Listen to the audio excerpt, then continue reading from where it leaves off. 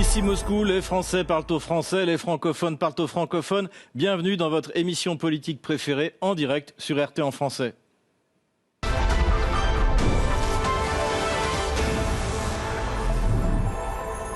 Plus que la défaite militaire face à la Russie, ce sont les humiliations infligées par Donald Trump depuis un an qui ont commencé à faire douter d'eux-mêmes les turiféraires de l'Union européenne, à commencer par Emmanuel Macron qui a confié son désarroi dans une interview au journal allemand Süddeutsche Zeitung. L'Europe souffre d'un traumatisme. Les gens ont des doutes. On ne sait plus jusqu'où les Américains sont prêts à aller. Et dès que le pic de tension est passé, un soulagement lâche s'installe. L'été dernier, le pic de tension était lié aux droits de douane, avant qu'un accord ne soit conclu dans un club de golf écossais. La déclaration d'Emmanuel Macron fait écho à celle du chancelier Friedrich Merz le 29 janvier dernier devant le Bundestag. Lui aussi a appelé à ne pas accepter la nouvelle donne. L'écart de croissance entre l'Union européenne et les États-Unis ou la Chine ne cesse de se creuser à notre détriment depuis une décennie. Nous devons désormais inverser cette dynamique, car si nous espérons sérieusement jouer un rôle dans la politique mondiale, notre capacité d'action dans la politique mondiale dépend avant tout de notre force économique.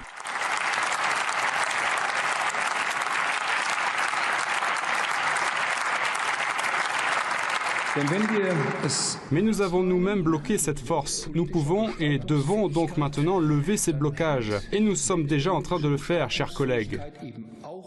Le constat de déclassement que fait Merz a été confirmé une nouvelle fois par le ministre russe des Affaires étrangères, Sergueï Lavrov, qui a souligné l'avènement d'un monde multipolaire et l'apparition de structures régionales et internationales qui ont pris le pas sur l'unilatéralisme. De nombreux pôles de croissance économique rapide, de centres de puissance, d'influence financière et politique ont émergé. Le monde est donc en train de se remodeler. Et cela se produit dans une concurrence acharnée. L'Occident est réticent à abandonner ses positions autrefois dominantes. Cependant, avec l'arrivée de l'administration Trump, cette lutte pour évincer ses concurrents est devenue, si l'on peut dire, particulièrement explicite et ouverte. L'administration de Washington sous Donald Trump ne cache pas, en fait, ses ambitions en déclarant qu'ils doivent dominer le secteur énergétique et limiter leurs concurrents. Et je suis rejoint de Suisse par Gilles-Emmanuel Jacquet. Merci Gilles-Emmanuel Jacquet de vous joindre à nous. Invitation. Je voulais vous poser une question très directe. L'Union européenne est-elle en crise selon vous ? On pourrait dire qu'il y a une crise peut-être institutionnelle au niveau des institutions européennes comme la Commission européenne, qui sont souvent critiquées eu égard à la question du déficit démocratique, et puis des réactions aussi que les orientations de politique étrangère européenne peuvent susciter parmi les dirigeants européens un peu eurosceptiques ou eurocritiques, comme Orban par exemple, Fico, Babiš ou d'autres. Donc on a une crise aussi de laquelle peut-être les membres de la Commission européenne et les représentants de sa politique étrangère, en gros Ursula von der Leyen et Kaja Kallas, essayent peut-être aussi de faire de cette crise une raison d'être pour l'Union européenne, c'est-à-dire paradoxalement que dans ces crises, l'Union européenne devrait se renforcer pour pouvoir faire face à cette crise et puis poursuivre l'intégration d'État, le développement de ces politiques. Donc en gros, ce que certains pourraient appeler une fédéralisation. On a tendance à opposer dans la presse européenne l'Allemagne plus l'Italie contre la France désormais. Est-ce que cette séparation, voire cet affrontement, vous paraît réel ? Peut-être sur certaines questions effectivement propres peut-être à l'économie en particulier, au commerce extérieur, c'est peut-être là où cette division apparaît. Mais l'Italie suit une politique finalement très pragmatique et parfois en vérité un peu sinueuse si on y regarde de plus près, puisque Giorgia Meloni ou bien son courant politique, on peut dire les patriotes, les nationalistes ou les post-fascistes italiens selon comment on veut les appeler, avaient développé notamment à l'époque de M. Salvini des liens assez forts avec la Russie. Et puis la guerre en Ukraine avait un peu rebattu les cartes et Giorgia Meloni avait, elle, incarné un courant plus atlantiste qui appelait à soutenir l'Ukraine. Mais si on regarde de plus près, il y a encore des relations économiques assez importantes et commerciales qui existent entre l'Italie et la Russie. Et même notamment dans le domaine de l'armement, où il y aurait certaines composantes, certaines pièces pour, je crois, les obus, qui seraient fabriqués en partie par l'Italie. Donc il y a encore des relations qui existent et l'Italie, je crois, là-dedans, par sa relation avec l'Allemagne, par sa relation avec aussi les États-Unis, en particulier avec Trump, l'Italie joue un peu sa carte au sein de l'Union européenne et essaye d'utiliser aussi peut-être parfois l'Union européenne tant que cela est aligné à ses intérêts. Alors que la France suit une politique qui est bien plus difficile à décrire et qui semble ramener peu de bénéfices en vérité au gouvernement français ou aux Français eux-mêmes. Alors vous soulignez au début de votre intervention la place particulière que prend en fait l'Europe de l'Est, en tout cas ces trois pays, la Slovaquie, maintenant la Tchéquie avec l'arrivée de Babiš en Premier ministre et la Hongrie. Marco Rubio devrait précisément se rendre en Hongrie et je crois en Slovaquie également. Est-ce qu'on peut considérer que Washington, que l'administration Trump a finalement 2-3 alliés à l'intérieur de l'Union européenne et que le reste, eh bien, ils sont hostiles ? Je pense qu'il faut peut-être regarder sur quelles questions on se penche, parce que si on regarde les questions morales, la question, on va dire, des valeurs conservatrices et autres, évidemment, il y a un certain alignement ou une connivence entre le gouvernement américain et puis certains gouvernements d'Europe centrale, la Tchéquie, la Slovaquie et la Hongrie, par exemple, et puis aussi l'Italie dans une certaine mesure, même si c'est plutôt une connivence qui est plus à un autre niveau géostratégique et liée au passé peut-être de Madame Meloni avec Aspen Institute. Mais si on regarde sur les questions par contre d'énergie, là c'est peut-être plus compliqué parce qu'on voit par exemple que la Hongrie ou on va dire l'ensemble de ces trois pays d'Europe centrale font face maintenant à ce qu'ils voient comme un diktat de la part de la Commission européenne et de Madame Kallas sur les approvisionnements énergétiques de l'Union européenne. Et il y a une plainte qui a été déposée par peut-être pas les trois pays, mais en tout cas la plupart d'entre eux, parce qu'ils considèrent que ça va être une mort énergétique et économique pour eux. Ils dépendent encore en partie de l'énergie russe. Quel choix feront-ils par la suite? Alors justement, ces bonnes relations avec les États-Unis pourrait peut-être leur permettre effectivement d'avoir de l'énergie fournie par les États-Unis. Mais dans ce cas-là, ça serait pas très différent de la politique énergétique que veulent suivre Madame Kallas et Van der Leyen là-dessus, en achetant du GNL américain, du gaz de schiste, pour le dire plus simplement. Est-ce qu'on ne peut pas considérer que, je dirais, la surreprésentation à des postes clés au sein de la Commission européenne par les petits États baltes pose un problème? Vous parliez de Mme Kaja Kallas, l'équivalent du ministre de la Défense également, je crois, est un Lituanien. On sait que les relations compliquées que ces pays-là peuvent avoir avec la Russie. Est-ce que finalement, ça ne conditionne pas l'Union européenne à être fondamentalement, en tout cas la Commission européenne, à être fondamentalement hostile à la Russie? Oui, le problème n'est pas celui effectivement de la représentativité de ces pays de leur taille par rapport au rôle qu'il leur est donné dans ces institutions européennes, mais c'est plutôt effectivement des choix qu'ils suivent, puisqu'on pourrait s'attendre à ce que les choix de politique étrangère, et en particulier la politique de défense, de sécurité de l'Union européenne, représentent peut-être un compromis général, ce qui n'est pas facile, puisque l'histoire de l'Espagne n'est pas celle de la Pologne, de la Roumanie, et ainsi de suite, par exemple. Et on remarque qu'il y a depuis un certain temps déjà, il y avait un alignement, on va dire, sur l'OTAN, sur certains intérêts stratégiques américains ou occidentaux, pour le dire plus simplement. Et ça s'est accéléré ces dernières années, effectivement, avec la venue de personnes originaires des pays baltes, pays qui ont eu des relations, c'est très difficile, un passé très douloureux parfois avec l'Empire russe ou l'Union soviétique. Et ça, effectivement, ça conditionne la politique étrangère, de sécurité et de défense de l'Union européenne. Et c'est problématique, puisqu'encore une fois aussi, ça ne reflète pas peut-être l'état réel des problèmes stratégiques en Europe, des menaces. Et encore une fois, par exemple, le Portugal, l'Espagne ou d'autres pays ne voient pas nécessairement, ou ceux d'Europe centrale aussi, comme les trois qu'on a mentionnés, la Hongrie, la Tchéquie et la Slovaquie, ne voient pas nécessairement les menaces stratégiques et la politique étrangère donc appliquée de la même manière. Au moment où est née la crise donc sur le Groenland, on a entendu beaucoup parmi la classe dirigeante européenne que ça y est, c'était l'occasion de faire une Europe de la défense, de devenir indépendant des États-Unis, etc., etc. Finalement, c'est plutôt un constat d'échec qu'on peut faire aujourd'hui sur cette question. Oui, déjà, il y a eu effectivement une forme de velléité politique un peu de certains pays européens d'essayer de donner un nouveau souffle à l'OTAN avec ce qu'on appelait pendant longtemps cette identité de défense européenne ou ce pilier européen, voire même parfois en affirmant qu'il pourrait y avoir un OTAN juste européen qui se passerait de l'allié historique américain, mais c'est pas réaliste en termes financiers par rapport aux ressources financières nécessaires pour l'OTAN, par rapport au budget militaire aussi américain si on le compare à celui de ses alliés. Et puis il y a aussi une chose, notamment vous mentionnez dans le cas du Groenland avec le Danemark, s'il devait y avoir une réponse militaire, ou en tout cas d'essayer de gonfler un peu les muscles, de faire une démonstration de force par rapport aux États-Unis, ce serait très difficile, puisque beaucoup d'armements qu'utilise le Danemark ou d'autres membres de l'OTAN sont américains. Il y a la possibilité pour les États-Unis, on en parle depuis longtemps, de neutraliser à distance ces armements. De même, encore aussi pour les munitions, les armes légères aussi, une très forte dépendance vis-à-vis des États-Unis. Et on l'a vu aussi, sur pièce, si j'ose dire, empiriquement, quand il y a eu ce déploiement de forces au large du Groenland et sur le territoire du Groenland, la France et d'autres avaient annoncé que les effectifs allaient augmenter. Or, c'est plutôt l'inverse qui s'est passé et l'Allemagne, très rapidement, au bout de 3 jours, a ramené le très faible nombre de troupes qu'elle avait mis sur place. Je pense que c'est une bonne indication et c'est une question qui va revenir encore.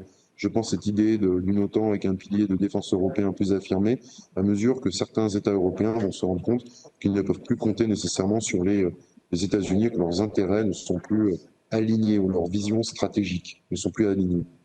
Dernière question, là c'est aux Suisses que je m'adresse. Il est question que la Suisse se rapproche de plus en plus de l'Union européenne. On en est où par rapport à cette déprime un peu au sein de l'Union européenne? Est-ce que c'est toujours aussi attirant pour les Suisses de rejoindre cette structure qui peut paraître quelquefois en décomposition? Oui, je vais répondre en tant que Français qui est en Suisse depuis longtemps. Il y a eu depuis longtemps, il y a les accords bilatéraux entre Bruxelles et la Suisse. Il y a, dans le domaine économique, il y a des accords assez poussés.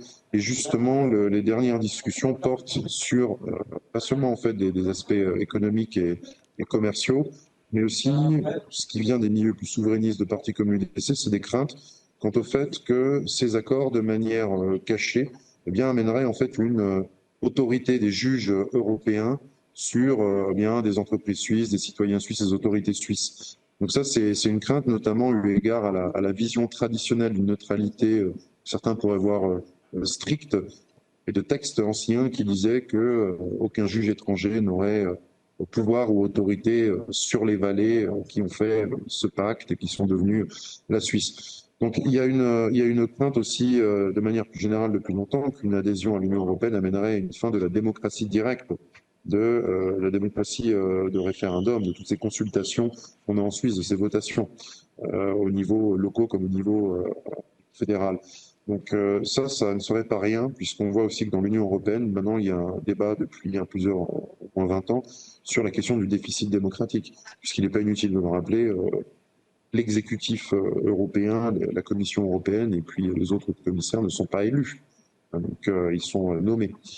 Donc, il y a aussi une autre question qui se pose dans ces rapports avec l'Union européenne et aussi finalement avec l'OTAN, c'est les questions de sécurité et de défense. La Suisse achète de l'armement américain, des F-35, et il y a eu un débat de société là-dessus sur le coût, l'utilité et l'efficacité réelle, et puis le processus d'ailleurs d'achat de ces F-35.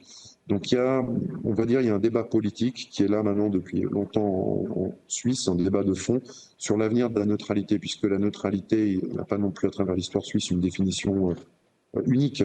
La neutralité a évolué en fonction du contexte, en fonction d'intérêts aussi propres à la Suisse ou à la vision que pouvait avoir le Conseil fédéral de certains enjeux internationaux.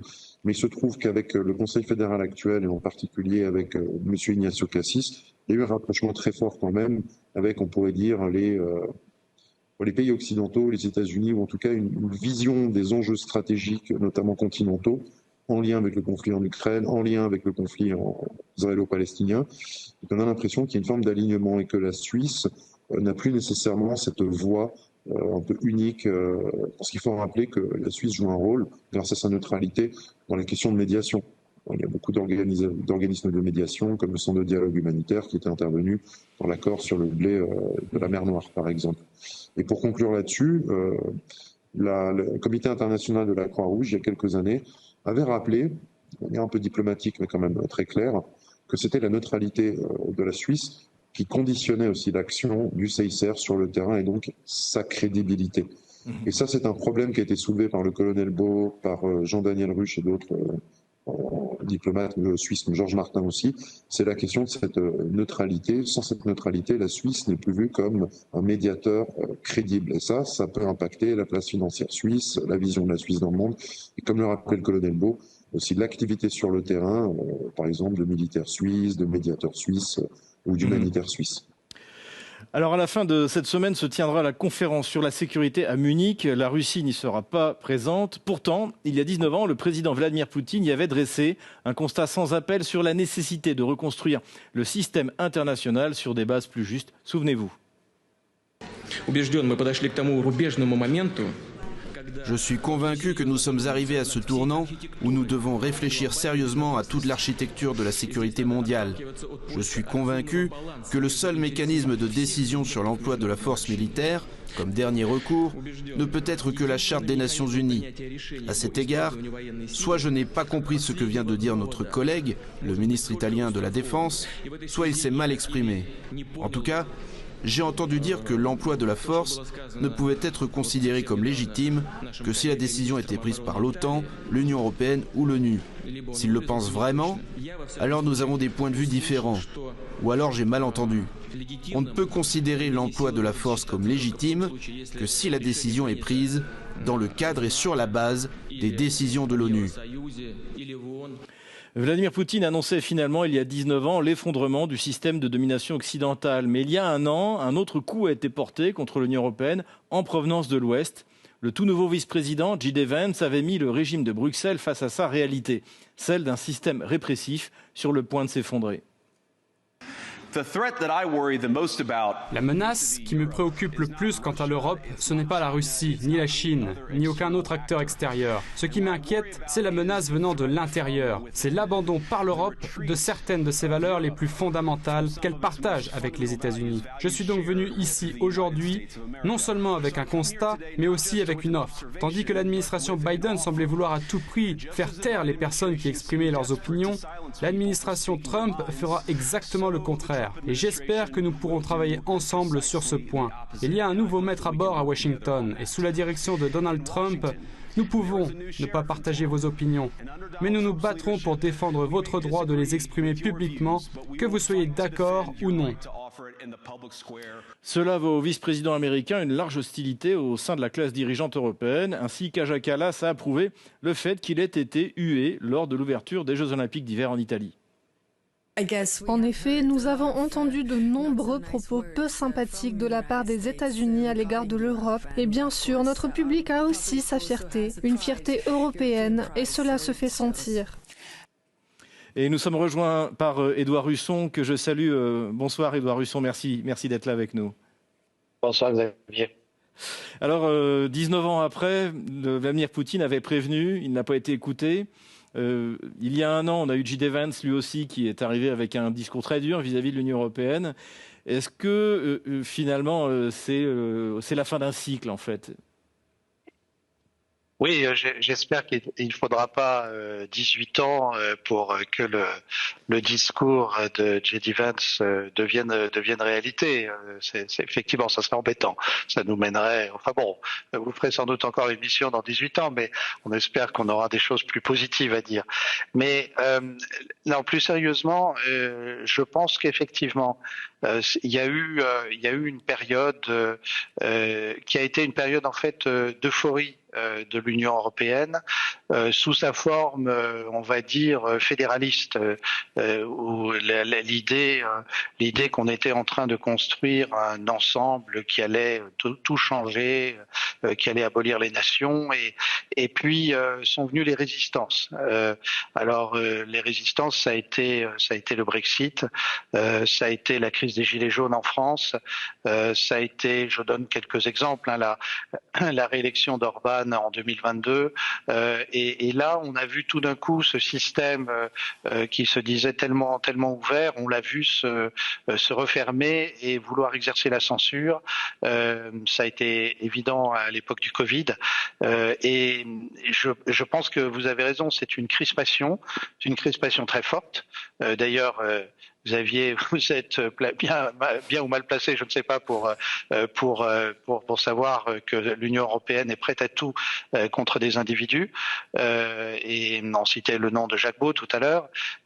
On voit qu'il y a cette crispation et que loin de vouloir écouter l'avis sage du jeune vice-président américain,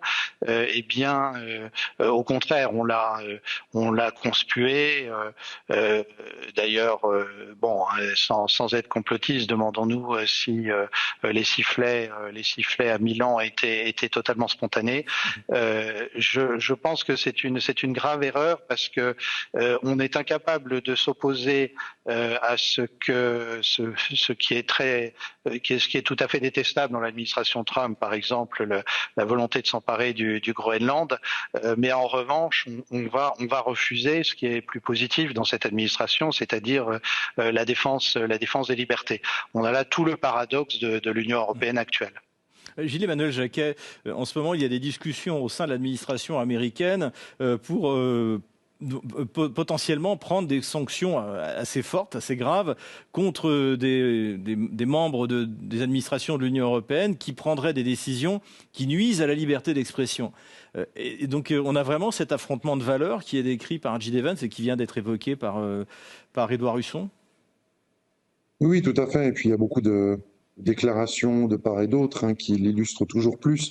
Par contre, cette mesure de la part du gouvernement américain, s'il y avait des sanctions qui seraient effectivement prises comme des gens de la Commission européenne, on l'a vu par exemple, j'ai les mesures qui avaient visé Thierry Breton ou d'autres, ça ne fera qu'augmenter aussi peut-être la mésentente justement, peut-être pas transatlantique, mais en tout cas entre l'administration Trump et la Commission européenne, les autres commissaires européens et puis certains gouvernements occidentaux qui appelleront dans ce cas-là à l'ingérence étrangère, ingérence qui peut-être ne les dérangeait moins quand il y avait des administrations américaines avec lesquelles leurs intérêts étaient plus alignés ou leur idéologie était en tout cas plus compatible.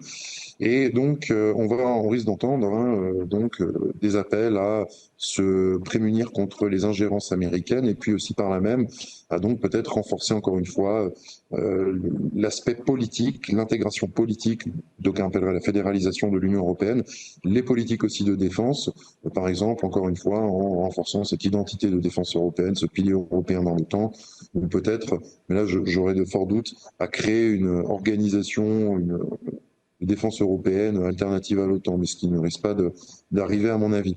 Donc oui, effectivement, ça illustre, comme d'ailleurs ce forum de Munich, avec les déclarations de certains, ça montre qu'il y a un ordre occidental qui est fragmenté, alors qu'il y avait une unanimité dans le passé. Et on a vu notamment d'ailleurs le ministre des Affaires étrangères saoudien dire que finalement le système international basé sur des règles était terminé. Et ça fait écho aux appels, comme le 2007, du président russe, qui lui appelait à respecter les principes de la Charte des Nations Unies. Édouard Husson, pour en finir sur ce sujet, en tant que meilleur spécialiste français de l'Allemagne, quelle est la position de l'Allemagne par rapport à Washington aujourd'hui? Est-ce qu'on a l'impression que le chancelier Merz se verrait bien comme le grand leader d'une Europe unie face à Washington, ou est-ce que je me trompe? Alors, sur le sujet de la liberté d'expression, l'Allemagne est en pointe pour mettre en place un système de censure en Europe. Ça, il faut en avoir conscience. Les Français parlent beaucoup, Macron, Thierry Breton, mais ceux qui mettent en place, ce sont les Allemands. Et c'est remonté jusqu'au chancelier lui-même qui a engagé des poursuites, fait engager des poursuites contre des gens qui l'avaient critiqué sur les réseaux sociaux. Donc c'est dire où on en est. Puis par ailleurs, qu'on aime ou qu'on n'aime pas l'AfD, elle est la cible d'une persécution d'État en fait, dans le sens où le service du renseignement intérieur a placé sur écoute les principaux membres de l'AfD et on guette le moindre faux pas pour pouvoir éventuellement interdire le parti. Alors, effectivement, ça donne à Friedrich Merz une attitude. En plus, il est le chef de gouvernement de la nation la plus puissante économiquement, en tout cas pour l'instant, elle le reste, de l'Union européenne. Et Et donc, on le voit avec cette tentation de jouer un rôle que Angela Merkel a pu jouer à un moment lors du premier mandat de Trump. Mais en réalité, si vous voulez, il y a cette dualité, c'est-à-dire que les Européens sont capables du jour au lendemain de s'écraser quand les Américains parlent un peu fort. On l'a vu sur le Groenland, comme c'était dit très justement tout à l'heure, le contingent allemand a fait 3 petits tours et puis est reparti. Bon, ils étaient une petite vingtaine, hein, donc ça n'allait pas très loin, mais enfin symboliquement quand même, c'était assez intéressant de voir que ça n'a pas duré plus d'une journée et demie. Et donc on a une attitude qui est vue comme un peu grotesque du côté de Washington, puisque quand on est loin de chez Daddy, pour parler comme Mark Rutte, là on fait le fier, et puis dès qu'on est en face de lui, il n'y a plus personne et on dit oui papa. Donc c'est ça en fait, le fond du comportement de Friedrich Merz, c'est ça. Le déclassement économique, diplomatique et militaire de l'Union européenne est désormais une évidence qu'il est impossible de cacher. La classe dirigeante européenne est partagée entre l'espoir du retour du bon vieux temps, de la domination américaine et le rêve d'une autonomie stratégique dont elle n'a pas vraiment envie.